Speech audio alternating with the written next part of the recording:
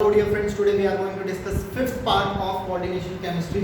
Coordination chemistry के fifth part में हम आ चुके हैं। तो इस यूनिट के सबसे मोस्ट इम्पॉर्टेंट टॉपिक पे मैं बात करूँगा और इस पार्ट में सबसे ज़्यादा मोस्ट इम्पॉर्टेंट है क्योंकि जो मैं अभी एक्सप्लेन करूँगा वो पूरी कोऑर्डिनेशन केमिस्ट्री का निचोड़ है। ये समझ आ गया तो पूरी कोऑर्डिनेशन केमिस्ट्री समझ आ जाएगी, आई थिंक, आई होप। और काफ़ी कुछ समझ आने वाला है, तो ध्यान से सुनते रहें, समझें और सीखेंगे। तो हम फिफ्थ पार्ट में बात करते हैं स्पेक्ट्रोकेमिकल सीरीज की। ये स्पेक्ट्रोकेमिकल सीरीज है, जितने भी लिगेंड जनरली पाए जाते हैं, वैसे तो और भी बहुत सारे लिगेंड्स हैं, लेकिन मैंने कुछ लिगेंड्स को कवर किया है जो ऑलमोस्ट बार बार यूज होते रहते हैं, तो इससे काम चल जाता है हमारा पूरी कोऑर्डिनेशन केमिस्ट्री में एमएससी तक भी काम चल जाता है और यहाँ से समझ सकते हैं। तो यहाँ पे ये लिगेंड तो दिखाई दे ही रहे हैं, आपको दिख रहा होगा। मैं आपको एक जनरल ट्रिक मुँह से बोल रहा हूँ, बाकी मैं आपको लिखवा के भेज दूंगा याद रख सकने के लिए। इस बार से सचिन खेलेगा नहीं फेंकेगा, यूरिया एल्कोहल C2 ऑक्सीडेटो ऑक्सो वाटर नहीं घुलेगा अमोनिया पे, इनसे भी फेन नहीं मिलता, फिनाइल पर एतबार याद रखने के लिए साइनो कोबाल्ट NO को। तो इस तरीके से सीरीज को याद रख सकते हो। जो मैं नोट्स भेजूंगा तो उसमें ट्रिक भी भेज दूंगा, तो आप याद रख सकते हो। तो आपको ये पूरी की पूरी जो स्पेक्ट्रोकेमिकल सीरीज है, लिगेंड के स्ट्रेंथ के, लिगेंड जो स्ट्रॉन्ग फील्ड लिगेंड्स होते हैं, वीक फील्ड लिगेंड होते हैं, यही लिगेंड है। जैसे जैसे आप इधर जाते रहते हो तो लिगेंड स्ट्रॉन्ग होते चले जाते हैं। ये वीक फील्ड लिगेंड है, जितने ही हैं सबसे ज़्यादा स्ट्रॉन्ग फील्ड लिगेंड वाले ये होते हैं। और आपको लिगेंड सिर्फ हम बात करते हैं कि अगर स्ट्रॉन्ग फील्ड है तो हम कहते हैं पेयरिंग कराते हैं तो वो लो स्पिन बनाते हैं, वीक फील्ड है तो हाई स्पिन बनाते हैं, आउटर ऑर्बिटल कॉम्प्लेक्स कंपाउंड बनाते हैं। तो हम सिर्फ लिगेंड के बेसिस पे बात करते हैं, लेकिन सिर्फ लिगेंड पे ही ये बात डिपेंड नहीं करती है। हाई स्पिन, लो spin, outer orbital, inner orbital, metal की प्रॉपर्टी पे भी डिपेंड करती है, क्योंकि मेटल और लिगेंड ही मिलकर के कॉम्प्लेक्स कंपाउंड का फॉर्मेशन करते हैं। तो वही इंपॉर्टेंट 4-5 पॉइंट मैं आपके पास डिस्कस करूंगा कि 3D सीरीज के जो एलिमेंट होते हैं, 3D सीरीज जो मैंने आपको पढ़ाया है, एक पूरी वीडियो भी बनाई है। तो 3D सीरीज के एलिमेंट जो होते हैं वो +2 ऑक्सीडेशन स्टेट में आयोडीन से लेकर के NH3 लिगेंड तक। वैसे तो हम बोलते हैं, इस तरीके से भी याद रखा लेते हैं कुछ होम रूल करके कि OH और H2O और हेलोजन वाले वीक फील्ड होते हैं और नाइट्रोजन और कार्बन जिन लिगेंड में आता है वो स्ट्रॉन्ग फील्ड लिगेंड होते हैं। लेकिन ये कई जगह फेल कर जाता है, तो ये फेल नहीं करता बहुत सारी जगह, MSc लेवल तक भी फेल नहीं करता, तो ये पॉइंट ध्यान रखना। और भी एक्स्ट्रा लिगेंड्स होते हैं, लेकिन ये काम कर जाता है, काफी मोस्टली काम कर जाएगा।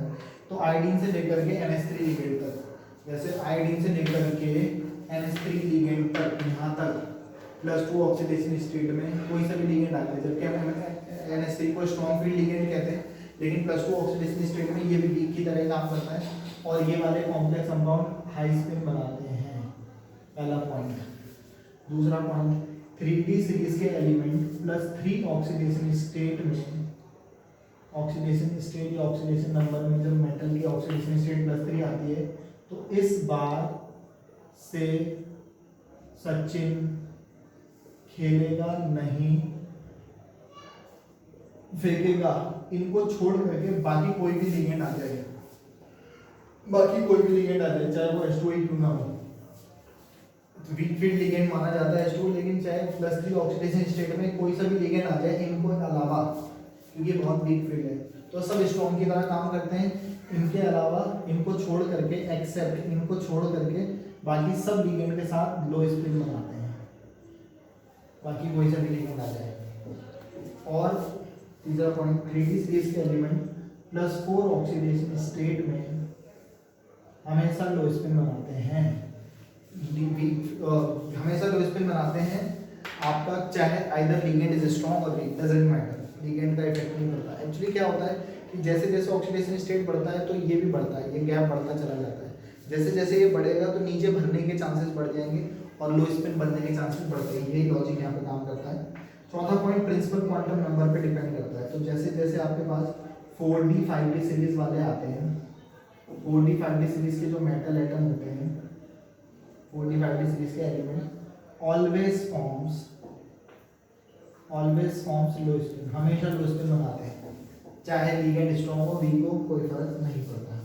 पांचवा point, tetrahedral complex always forms high spin, हमेशा टेट्राहेड्रल हाई स्पिन बनाता है। ये बात मैं पहले ही बोल चुका हूँ, ये गैप बहुत कम होता है और हमेशा ही हाई स्पिन बनाता है। इसके प्रीवियस पार्ट में मैंने ये बात डिस्कस कर चुकी है। तो ये पूरी कोऑर्डिनेशन केमिस्ट्री का निचोड़ है जो बहुत सारे पॉइंट को कवर करता है। ये समझ आ गया तो बहुत सारे पॉइंट वैसे ही समझ आ जाएंगे। मैं आपके पास कुछ इनके बाद मैं मॉलिक्यूल की ज्योमेट्रीज को एक्सप्लेन करने वाला हूँ, कुछ एक आध एग्जांपल्स को आपके सामने एक्सप्लेन करूँगा, तो बने रहें साथ में इसी में। और उसके लिए आप समझ सकते हो कि अगर आपके पास कोऑर्डिनेशन नंबर पे डिपेंड करता है, तो कोऑर्डिनेशन नंबर अगर 2 है तो sp हाइब्रिडाइजेशन आता है, मैं इसको लिख नहीं रहा, मैं आपको भेज दूंगा। sp हाइब्रिडाइजेशन आता है तो मॉलिक्यूल की ज्योमेट्री लीनियर होती है, आपको सबको पता है। sp2 3 कोऑर्डिनेशन नंबर होता है, 3 लिगेंड होते हैं, तो sp2 हाइब्रिडाइजेशन आता है जिसकी वजह से मॉलिक्यूल की ज्योमेट्री ट्रायगोनल प्लेनर होती है। 4 आता है कोऑर्डिनेशन नंबर तो sp1 p2 p3, sp3 hybridisation आता है, मॉलिक्यूल की ज्योमेट्री टेट्राहेड्रल हो जाती है। sp3 हाइब्रिडाइजेशन होता है तो मॉलिक्यूल की ज्योमेट्री टेट्राहेड्रल हो जाती है। अगर कोऑर्डिनेशन नंबर 4 ही है और वो अंदर से जुड़ता है तो dsp2 हाइब्रिडाइजेशन होता है। sp3 और dsp2 कैसे डिफरेंस देखते हैं मैं एग्जांपल से समझा दूंगा। तो dsp2 ज्योमेट्री होती है तो ज्योमेट्री होती है, dsp2 हाइब्रिडाइजेशन आता है तो मॉलिक्यूल की ज्योमेट्री होती है स्क्वायर प्लेनर। sp3d हाइब्रिडाइजेशन आता है तो मॉलिक्यूल की ज्योमेट्री होती है ट्रायगोनल बाइपिरामिड। sp3d2 हाइब्रिडाइजेशन आता है तो मॉलिक्यूल की ज्योमेट्री होती है ऑक्टाहेड्रल। अंदर से जुड़ता है d2, sp3 हाइब्रिडाइजेशन आता है तो भी इनर ऑर्बिटल भी बनता है तो भी ज्योमेट्री ऑक्टाहेड्रल होती है। sp3 d3 होती है तो पेंटागोनल बाइपिरामिडल होती है। लेकिन हमारा जो मेन जो फोकस जो एग्जांपल्स क्वेश्चन ज़्यादातर बनते हैं वो टेट्राहेड्रल और ऑक्टाहेड्रल पे बनते हैं। मैं उसी के एग्जांपल्स को आपको एक्सप्लेन कर रहा हूँ और इन पॉइंट्स को आपको बहुत ध्यान रखना है। +2 ऑक्सीडेशन स्टेट में आयोडीन से NH3 लिगेंड तक 3D सीरीज वाले हाई स्पिन बनाते हैं। +3 ऑक्सीडेशन स्टेट में इस बार से सचिन खेलेगा नहीं फेंकेगा वाले लिगेंड को छोड़ करके कोई भी लिगेंड आ जाए लो स्पिन बनाते हैं।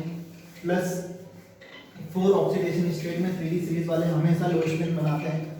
+4D 5D सीरीज वाले हमेशा लो स्पिन बनाते हैं। टेट्राहेड्रल कॉम्प्लेक्स कंपाउंड हमेशा हाई स्पिन का फॉर्मेशन करता है। तो ये सारे पॉइंट आपको बता चुका हूँ। अभी उसी पे बेस में कुछ एग्जांपल्स को लेकर के ज्योमेट्रीज को एक्सप्लेन करने वाला हूँ, आओ सीखें। तो कोऑर्डिनेशन नंबर 4 पे एक्सप्लेन कर देता हूँ। तो ये बहुत इंपॉर्टेंट, पहले काफ़ी बार पूछा भी जाता है, ये वाला क्वेश्चन इस पर भी बेस में आपको बता दूँ।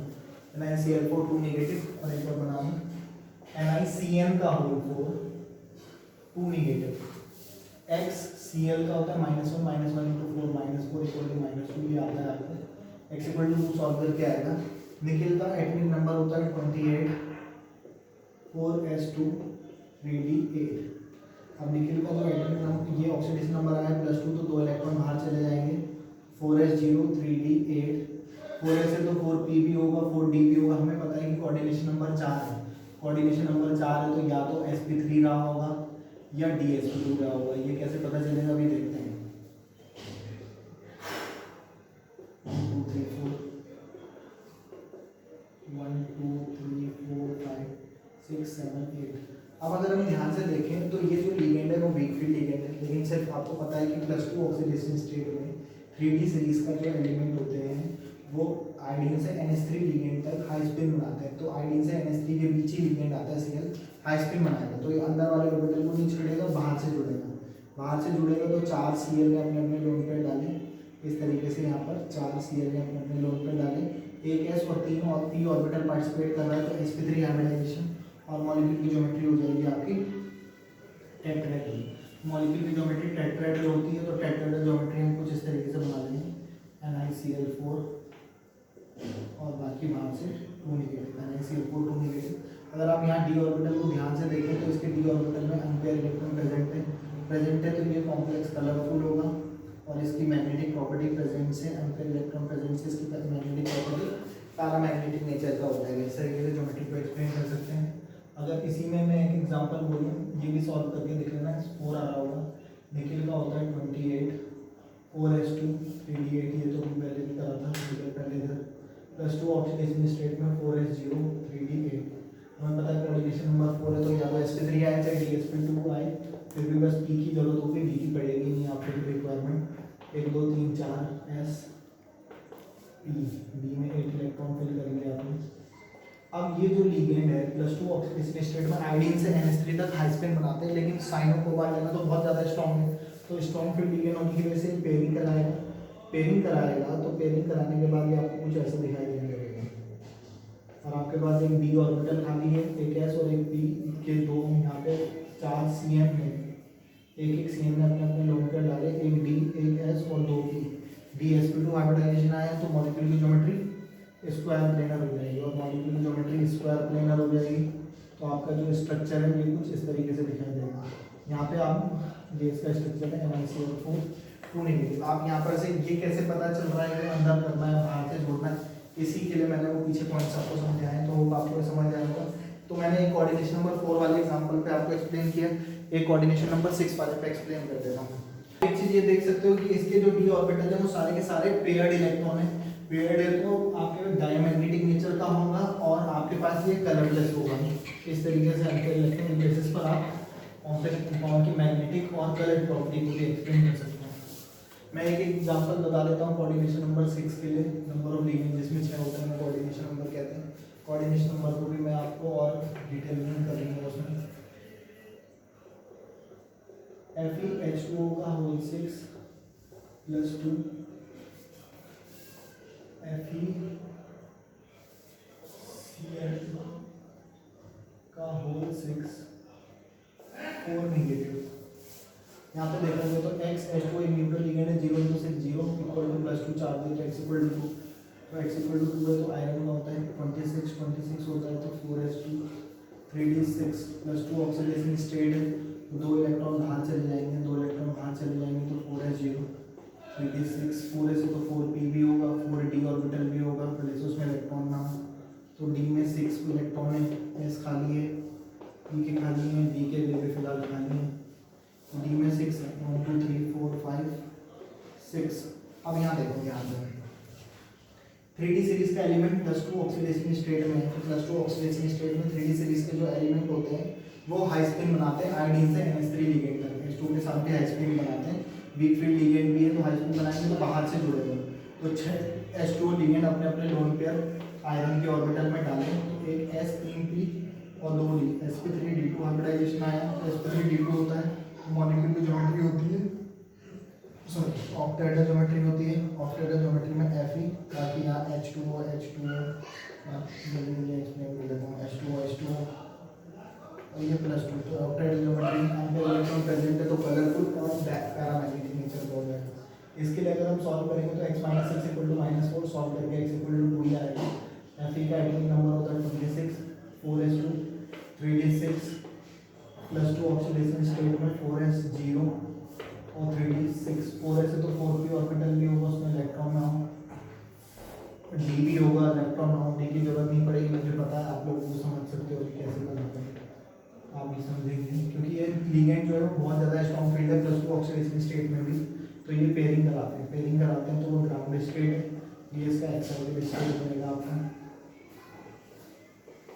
तो आपके पास 1 2 3 4 5 6 सब ने अपने अपने लोन पे डाले, 6 CN में और 6 CN में डाल करके G2 sp3 हाइब्रिडाइजेशन है तो मॉलिक्यूल की ज्योमेट्री ऑक्टेहेड्रल, फिर से ऑक्टेहेड्रल ज्योमेट्री कुछ इस तरीके से बना लेंगे FeCN स्वाहा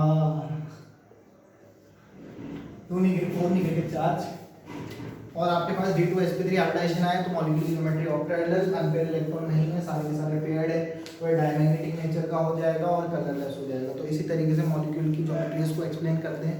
ये सब पॉइंट मैं जो अभी थोड़ी देर पहले एक्सप्लेन किया था वो इंपॉर्टेंट है, वो समझ आता है तो किसी भी कॉम्प्लेक्स की ज्योमेट्रीज वगैरह को आप एक्सप्लेन कर सकते हैं। बाकी मैं इस पर अलग और टॉपिक्स हैं, CFSE वगैरह हो गए कुछ important topic, coordination compound chelating ligand वो सब भी मैं आगे एक्सप्लेन करता हूँ नेक्स्ट पार्ट में। होप आपको वीडियो समझ आया होगा, आपके लिए हेल्प मिलेगी आपको, और क्या कहेंगे आपको, बाकी कुछ कहना नहीं चाह रहे हैं फिलहाल। तब तक के लिए जी लो अपनी ज़िंदगी, नेक्स्ट वीडियो में पिएंगे आप लोगों का खून। Have a good day, good bye, good night, शुभ रात्रि।